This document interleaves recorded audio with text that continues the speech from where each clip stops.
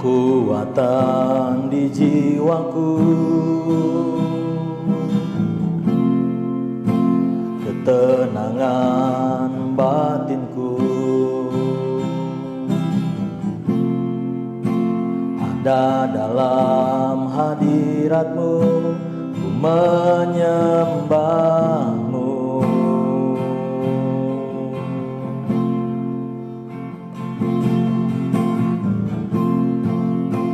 Tersungkurku di kaki-Mu,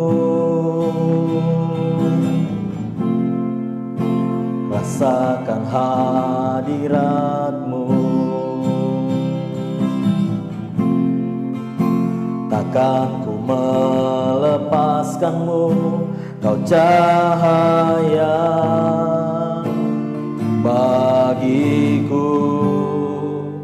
Mengiring-Mu seumur hidupku, masuk dalam rencana-Mu Bapa. Pikiranku, kehendakku, ku serahkan padamu. Harapanku hanya di dalam-Mu, ku kan teguh bersama-Mu Tuhan. Jadikanku bejana-Mu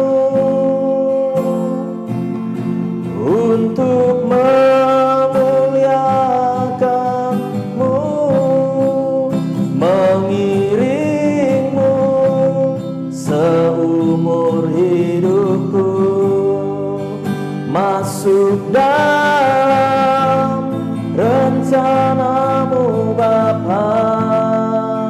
Pikiranku, kehendakku, ku serahkan padamu. Harapanku hanya di dalam-Mu, ku kan teguh bersama-Mu Tuhan.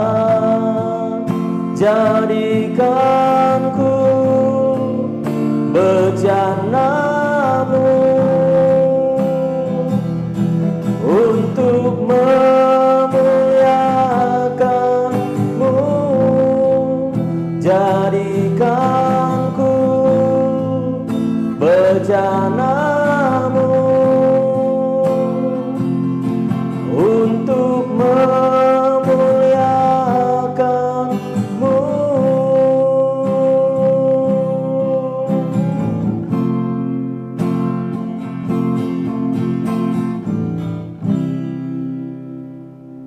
Shalom. Selamat pagi Bapak Ibu Saudara yang kasih Tuhan. Kita berjumpa lagi dalam ibadah pagi lawatan Tuhan.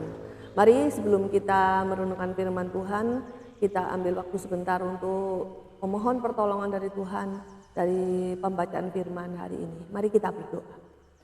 Bapa di surga, kami mengucap syukur untuk pagi hari ini, untuk kesempatan yang Tuhan berikan kepada kami anak-anak-Mu untuk kembali bersama-sama menggali firman, merenungkan satu bagian dari firman Tuhan. Dan kami mengucap syukur hari ini adalah hari yang baik buat kami untuk lebih dalam lagi kami mengenal Tuhan dengan segala pengajarannya. Kami mohon Tuhan Yesus, Roh-Mu yang kudus mengurapi kami, memberikan pencerahan ke dalam hati dan pikiran kami, sehingga firman-Mu bukan saja sebagai sesuatu yang kami dengar dan berlalu begitu saja, tapi mengandung kekuatan buat kami untuk lebih maju lagi di dalam Engkau, lebih berbuah-buah dan menjadi orang Kristen yang sejati. Kami siap merenungkan firman-Mu. Dalam nama Tuhan Yesus kami mengucap syukur. Haleluya. Amin.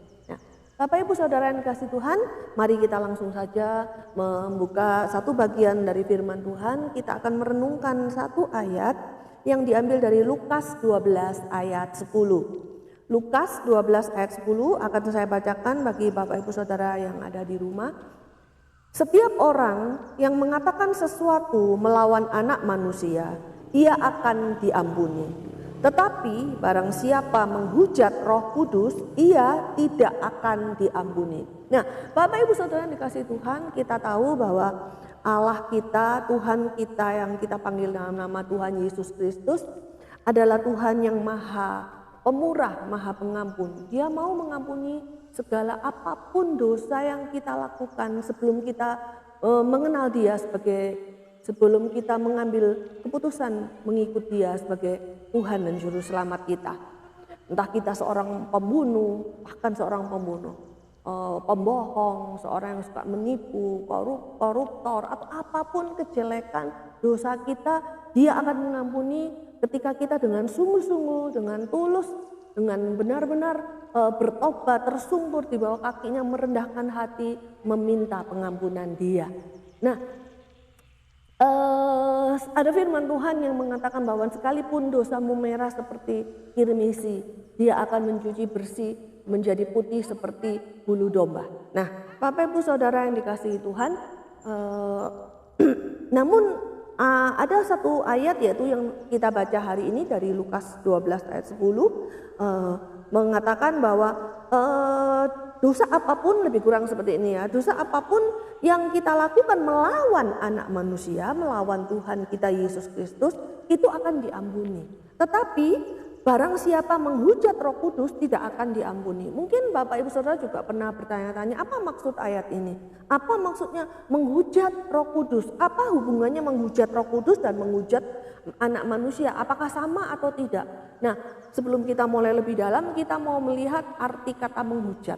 Menghujat itu artinya dalam KBBI, Kamus Besar Bahasa Indonesia, menghujat itu artinya menghina, blasphemy, mengejek, mencaci maki, mengucapkan sesuatu yang melawan dari kebenaran, atau bahkan Kamus Bahasa KBBI mengatakan menghujat itu adalah salah satunya memfitnah. Nah, Bapak Ibu Saudara dikasihi Tuhan, ayat ini lebih tepatnya kalau mau saya katakan secara lugas, ayat ini sebenarnya berlaku buat orang Kristen, buat orang Kristen yang sudah mengenal Yesus sebagai Tuhan dan Juru Selamatnya, sudah mengenal kebaikan-kebaikan dan merasakan kebaikan-kebaikan Tuhan atas hidupnya, betapa dia ditolong, betapa dia mendapatkan anugerah keselamatan, sudah mendapatkan anugerah keselamatan dan pengampunan. Dengan kata lain, seorang Kristen yang sudah mengakui Yesus sebagai Tuhan dan Juru Selamat, bertobat, minta ampun atas dosa-dosanya, kemudian dia dibaptis, mungkin dibaptis atau belum dibaptis, tapi yang pasti dua hal ini, yaitu ketika dia mengakui Yesus sebagai Tuhan dan Juru Selamat, kemudian dia merasakan sudah ditolong oleh Tuhan, dia bertobat dan dia berjanji mengikut Tuhan. Nah, dua hal ini yang kita sebut dengan lahir baru. Seseorang yang nggak tahu bagaimana jalan keluarnya, terus dia mendapatkan pengampunan dari Tuhan, merasakan pengampunan dari Tuhan, itu orang yang lahir baru. Soal dibaptis atau enggak, itu nomor dua. Saya nggak bicara soal dibaptis, tapi saya bicara orang yang lahir baru adalah orang yang sudah mengenal Tuhan dan Juru Selamat. Dan pada saat itu, setelah dia mengenal Yesus sebagai Tuhan dan Juru Selamat, Roh Kudus memenuhi hati dan pikirannya. Ya, Roh Kudus itu yang kata kita hati nurani. Setelah kita bertobat menjadi orang Kristen baru, ya. Kalau kita yang sudah lama jadi Kristen, kita ingat dulu menjadi orang Kristen baru. Terus kita seringkali begini, kita kembali melakukan satu dosa, misalnya kita mau yang dulunya suka berbohong, kemudian bertobat, berhenti berbohong. Nah, suatu hari bisa kita jatuh di dalam dosa, contohnya tadi berbohong lagi, tetapi kemudian ada satu hati nurani, hati kecilnya mungkin nanti akan berbicara atau mengingatkan dia, loh kamu kok berbohong lagi? Atau yang kita biasanya mencuri, kemudian pada satu saat ketika kita sudah berdoa, sudah kita bertobat, kemudian kita kembali mencuri lagi. Lalu hati kecilnya mengingatkan dia lagi, loh kenapa kamu mencuri lagi? Hal ini tidak menyenangkan hati Tuhan, ini mendukakan hati Tuhan, Tuhanmu, Tuhan Yesus. Nah, itu hati nurani itu bukan sekedar hati nurani biasa. Ini yang saya katakan suara Roh Kudus. Bukti bahwa Roh Kudus itu bekerja.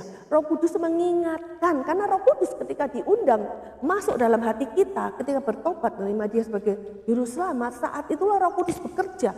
Dia adalah roh yang menghibur ketika kita susah, kita mengalami penghiburan. Ketika kita berputus asa, kita mendapatkan kekuatan dan semangat baru. Dan termasuk ketika kita melakukan kesalahan dan dosa, Dia mengingatkan bahwa apa yang kita lakukan itu tidak baik, tidak benar.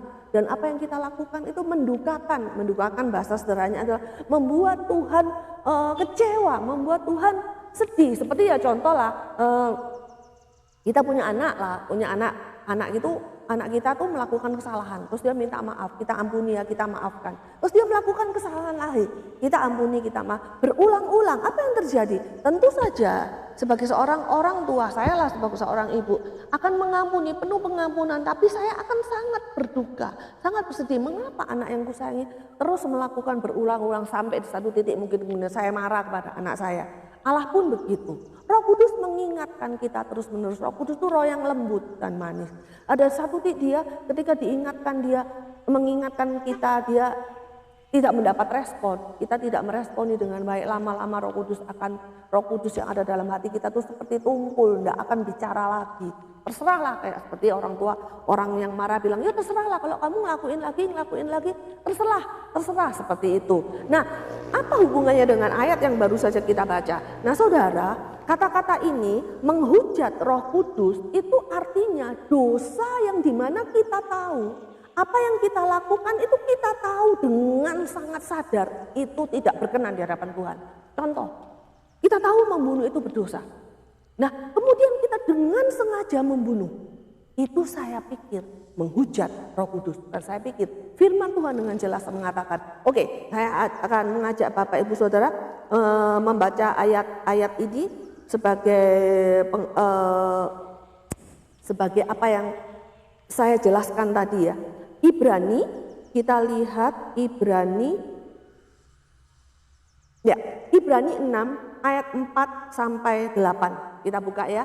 Saya bacakan buat Bapak Ibu Saudara di rumah. Jangan lupa dicatat, nanti direnung-renungkan. Saya percaya Roh Kudus akan memberikan penerangan dalam hati dan pikiranmu untuk lebih lagi mengenal Dia.